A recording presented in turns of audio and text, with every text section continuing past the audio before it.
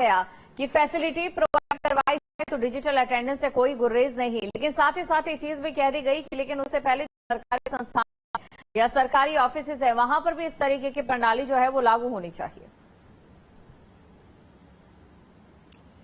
बिल्कुल, देखिए जो टीचर्स हैं और जो शिक्षक संघ है उनका अपना तर्क है कि सिर्फ उन्हीं के लिए ये अनिवार्य क्यों किया जा रहा है डिजिटल अटेंडेंस, जबकि तमाम सरकारी संस्थाएं हैं, जो सरकारी दफ्तर हैं, वहां पर भी इसको अनिवार्य किया जाए। शिक्षकों का ये कहना है कि चूंकि उनके ऊपर शक किया जा रहा है कि टीचर्स नहीं आते हैं स्कूल, तो ये बेमानी होगी ये कहना कि टीचर स्कूल नहीं जाते हैं। तो टीचरों की चूंकि इसी बात को लेकर नाराजगी है, लेकिन देखिए चूंकि अब जिस तरीके से विरोध बढ़ता जा रहा था, सरकार ने उसका संज्ञान लिया और उस संज्ञान के बाद ही चूंकि शासन स्तर से जो बातचीत हुई है, माना जा रहा है कि उस बातचीत में कुछ सकारात्मक एक जो बीच का रास्ता है वो निकलने की संभावना है। फिलहाल इसको स्थगित कर दिया गया है, लेकिन माना जा रहा है कि जब शिक्षक संघ और सरकार के बीच में विस्तृत रूप से बातचीत होगी इस पूरे मुद्दे को लेकर, उसके बाद सरकार अंतिम निर्णय पर पहुंचेगी और अंतिम फैसला लिया जाएगा। अविनाश, इसी के साथ आपसे ये भी जानना चाहूंगी कुछ बिंदुओं में कि मांगे क्या है इन शिक्षकों की और किन मांगों के बाद शिक्षक इस डिजिटल अटेंडेंस के लिए मान जाएंगे। देखिए, कुल मिलाकर शिक्षक जो है डिजिटल अटेंडेंस का विरोध कर रहे हैं। उनका तर्क उसके पीछे कई तर्क हैं। जैसा कि मैंने पहले कहा कि उनकी ये भी मांग है कि अगर स्कूलों में इसको अनिवार्य किया जाता है तो जो तमाम सरकारी दफ्तर हैं वहां पर भी इसे अनिवार्य होना चाहिए। उन्हें शक की नजर से नहीं देखा जाना चाहिए, क्योंकि शिक्षक का एक सम्मान होता है समाज में। लेकिन बीते कुछ सालों में जिस तरीके से तमाम चीजें सिर्फ उनके लिए, चूंकि इससे पहले एक ऐप लाया गया कि अगर आप स्कूल पहुंचते हैं तो उस ऐप के माध्यम से आप वहां पर सेल्फी लेंगे और उस ऐप पर डाउनलोड करेंगे। जब ये ऐप लॉन्च किया गया था तो उस वक्त भी इसका काफी विरोध देखने को मिला था। जो तमाम टीचर थे उन्होंने कहा कि हम लोग इसको स्वीकार नहीं करेंगे।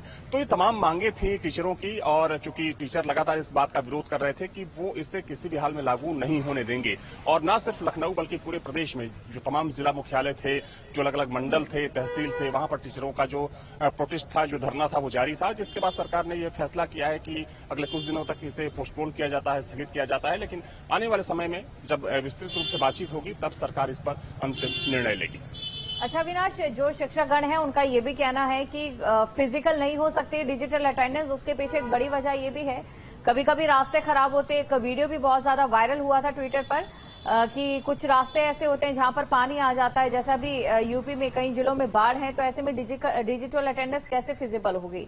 लेकिन इसी के साथ सवाल ये भी है कि अटेंडेंस तो उस दौरान भी लगती थी जब बाढ़ होती थी, तमाम चीजें होती थी, लेकिन ऑफलाइन प्रेजेंट रजिस्टर पर दिखा दिया जाता था। उस समय तमाम चिंताएं और शंकाएं कहीं दूर दूर तक नहीं थी।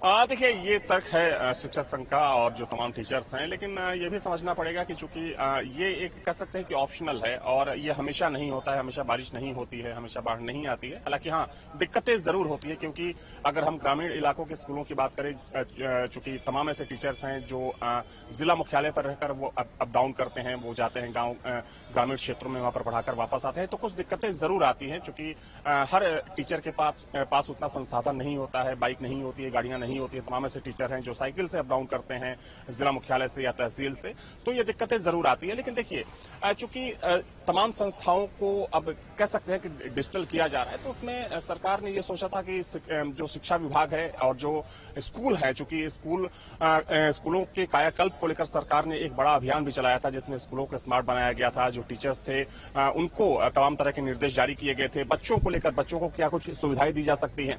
कुल मिलाकर कह सकते हैं कि शिक्षा व्यवस्था को, जो प्राथमिक शिक्षा व्यवस्था है, इसका स्तर किस तरीके से ऊपर जा सके और जो शिक्षा में गुणवत्ता है उसको किस तरीके से लाया जा सके, तो इसको लेकर चूंकि सरकार प्रयास कर रही थी। हालांकि टीचरों की बात भी जायज है, चूंकि उनकी अपनी मांगे हैं और जिस तरीके से उन्होंने विरोध किया, तो जाहिर सी बात है कि सरकार के पास सारी चीजें पहुंच गई हैं, सरकार के संज्ञान में है और सरकार अब इस पर अंतिम फैसला जल्द ही ले सकती है।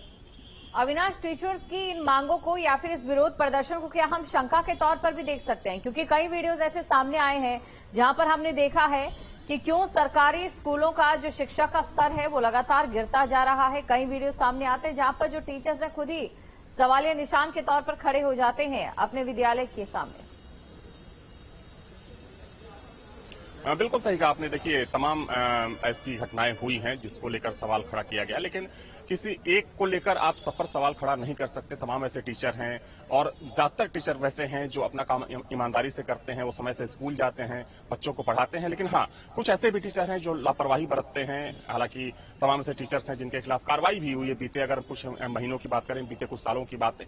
और देखिए, चूंकि आने वाले समय में देखा जाए तो शिक्षा की अगर बात करें तो जो प्राथमिक शिक्षा है उस पर सब कुछ निर्भर करता है, क्योंकि जब बच्चों का कह सकते हैं कि जो उनका रूट है, यानी कि जो उनकी जड़ें हैं शिक्षा को लेकर, अगर वही मजबूत नहीं होंगी तो आगे जाकर वो अपना भविष्य नहीं सुधार सकते हैं, ना ही जो एक क्वालिटी ऑफ एजुकेशन की बात होती है उसमें वो आगे निकल सकते हैं।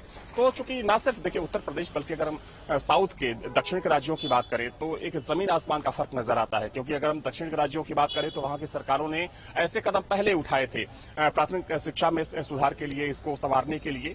तो प्राथमिक शिक्षा को लेकर अगर हम उत्तर भारत के राज्यों की बात करें, यूपी बिहार जैसे राज्यों की बात करें, और वहीं अगर आप चले जाइए, चाहे हम सेंट्रल की बात करें, यानी कि मध्य भारत की बात करें, आप मध्य प्रदेश चले जाइए, गुजरात चले जाइए, महाराष्ट्र चले जाइए, या फिर दक्षिण के राज्यों में चले जाइए, तो वहां पर जो प्राथमिक शिक्षा का स्तर है यहां से काफी आगे दिखता है। उसकी एक वजह यह है कि वहां पर सुधार के जो कार्यक्रम थे, जो ट्रांसफॉर्मेशन की जो प्रक्रिया थी वो पहले शुरू कर दी गई थी। यहाँ की सरकारों ने बाद में कदम उठाया।